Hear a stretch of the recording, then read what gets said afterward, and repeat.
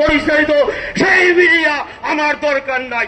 দশকখানিক media আমাদের এই কর্মসূচি সারা বাংলাদেশ সহ বিশ্ববাসীকে জানিয়ে দিবেন। প্রথম ইসলামিক ইসলামঘাট একটি কর্মসূচি করেছিল। ইরান বাঘের বাচ্চা, ইরান শিয়া সুন্নি মাযহাব নিয়ে বিতর্ক করে না।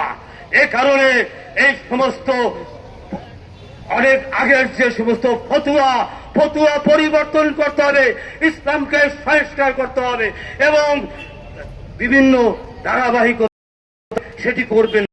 কারণে ইনশাল্লাহ আগামী দিনে ইনসাফ কায়েম হবে। 24-এর আন্দোলনটি মূলত মক্কা শরীফ আবাবিল পাখিরা যেমন নিয়ন্ত্রণ করেছিল, ঠিক একই কায়দায় ওই জালিম শেখ হাসিনা পতন হয়েছে। আই সরকারকে বলতে চাই, গণরায় জুলাই সনদ বাস্তবায়ন করেন পবিত্র পার্লামেন্টে। যদি না করেন এই 24-এর যে সমস্ত সন্তানেরা না ফেরার দেশে চলে গেছে, তারই উত্তরসূরি তার বাবারা শপথ করেছে আগামী দিনে আপনারা জুলাই সনদ বাস্তবায়ন করার জন্য সকল আন্দোলনে অংশগ্রহণ করবে। আমরাও ইনসাফঘাটকে আহ্বান করব, এগিয়ে যান, সত্যের পথে থাকেন।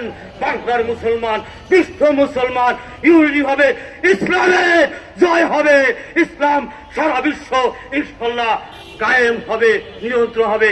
এই আশা রেখেই আমি আমার বক্তব্য শেষ করছি। বিজয়ের পথে যাত্রা শুরু, জীবন অথবা মৃত্যু। আসসালামু আলাইকুম। কিন্তু কেউ জুলাই অভ্যুত্থানের এরকম হেডলাইন তৈরি করে নাই।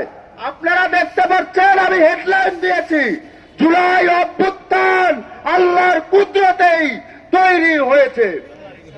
আমরা এখানে দেখতে পাচ্ছেন 3 জন শিশুদের ছবি দিয়েছি। একজন ছবি হলো শহীদ জাবের ইব্রাহিম।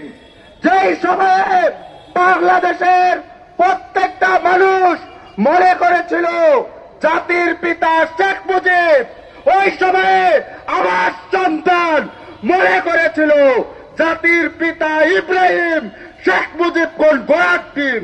ওর থেকে বড় বীরশ্রেষ্ঠ বাংলাদেশের কোন ব্যক্তি হতে পারে না। 6 বছরের বাচ্চা ইসলামের ইবাদতকে জিন্দা করে তার জীবনকে উৎসর্গ করে দিয়ে গেছে। আজকে আমরা দেখতে পাচ্ছি প্রত্যেকটা ব্যানারে 4-5 জন যুবকের ছবি থাকে, কিন্তু কোন শিশু শহীদের ছবি থাকে না। এটা আমি তীব্র নিন্দা জানাই। কারণ ওরা বাংলাদেশে বিজ্ঞানী হতে পারত, ওরা ইঞ্জিনিয়ার হতে পারত, ওরা মুসলিম উম্মার একটা সিপাহসালার হতে পারত। ওরা দেশের জন্য নিজের জীবনকে উৎসর্গ করে দিয়েছে। এ নিয়ে কোন ইসলামী দল কথা বলে না। আমি বলতে চাচ্ছি আরেকটা কথা, জুলাই অভ্যুত্থান নিয়ে কোন ছিলিমিলি খেলা চলবে না। বর্তমান সরকার যদি জুলাই অভ্যুত্থান নিয়ে কোন ছিলিমিলি খেলা চলে, আল্লাহ তাআলার পতনের খেলায় ওই সরকার বাংলাদেশ থেকে পালিয়ে বিদেশে যেতে হবে।